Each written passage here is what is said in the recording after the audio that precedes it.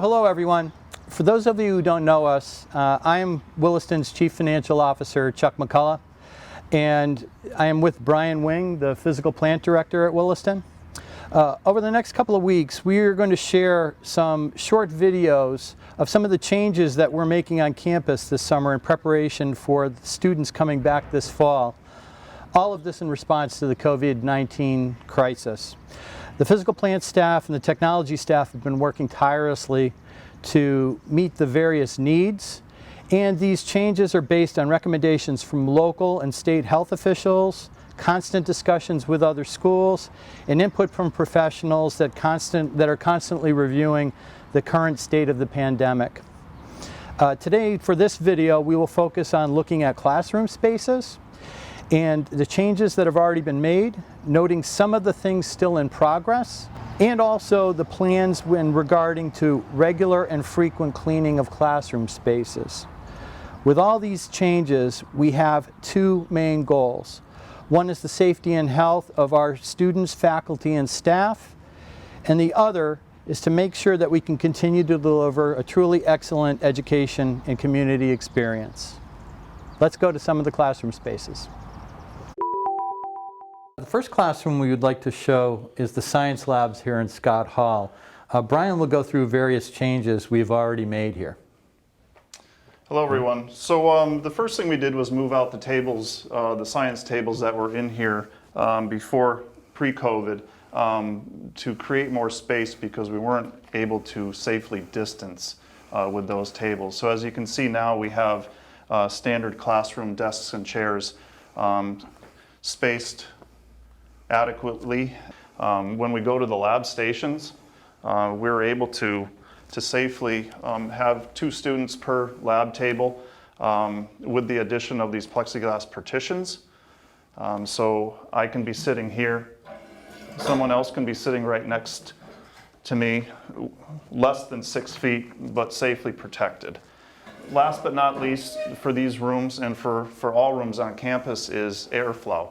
We will be opening windows to try to get as much outside air in as possible. We're also working with an HVAC company to introduce more fresh air into all of these classrooms. In all classrooms on campus, the teachers and students will be wearing masks and exercising 6-foot distance. That's going to be a standard protocol that we're going to have at the schools. If this is regularly practiced, we've already been talking with some of the health professionals and some of the other schools, and that we know that this is one of the most effective ways to prevent transmission, along with safe hand washing as well as also using hand sanitizer when necessary. As part of our new housekeeping protocols and trying to maintain a clean space, we have disinfecting wipes, which will be available in every classroom to be used by students, staff, housekeepers to wipe down all surfaces between each class. And housekeeping will also be spraying each room on a daily basis and sometimes more than once a day in between classes and so on to maintain a safe and clean environment. Next, we want to show the changes made in a current standard classroom. We are here in schoolhouse number 25.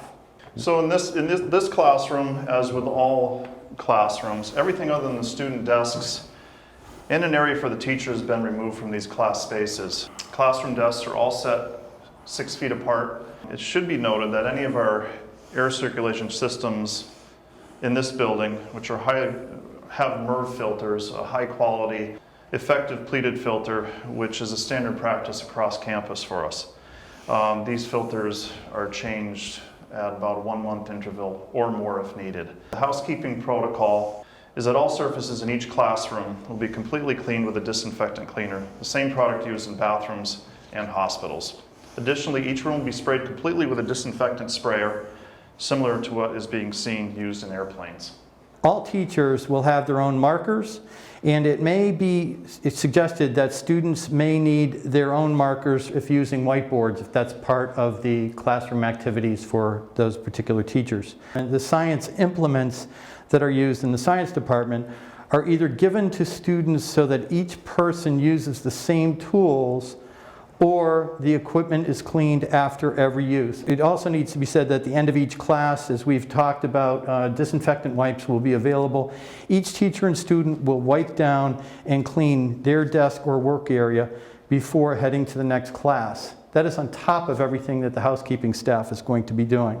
Some classrooms now have fewer desks, and that is the reason why some classes will be scheduled in spaces according to how many students are in a class, which means that a math class may be in the Read Center, as an example, or the language class may be in the schoolhouse.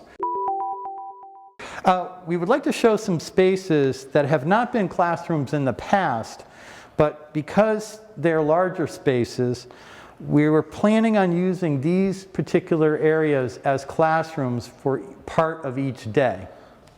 So here we are in the Dodge room, which the size of this space allows for 20 students safely distanced.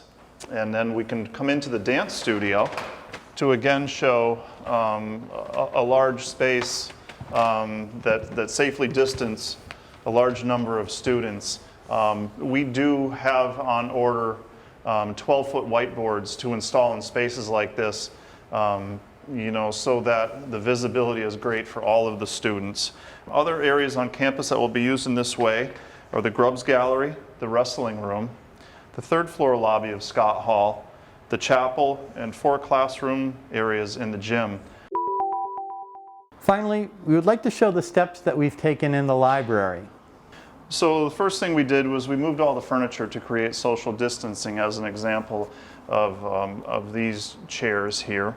The second thing we've been doing throughout the tables that we have where students typically study was to divide them with these clear plexiglass dividers to again provide safe space. We were also able to make dividers so that we could continue to utilize our high top tables and safely have 2 students per table. And last but not least, for the study carrels, we will be installing an additional shield up higher so students can safely study within a reasonable distance so as to continue to utilize the tables. So the final phase of the library project was looking at how to set up the central printing station area for the students and how to do it safely. However, from what we understand, there will be efforts to limit or eliminate the need for printed materials. In this area, we intend to move some things around to have the printer unobstructed, and this table here will also be fitted with plexiglass guard to protect the individual who may be working at the desk at the time students are near. Thank you for your time in watching this, and please take care.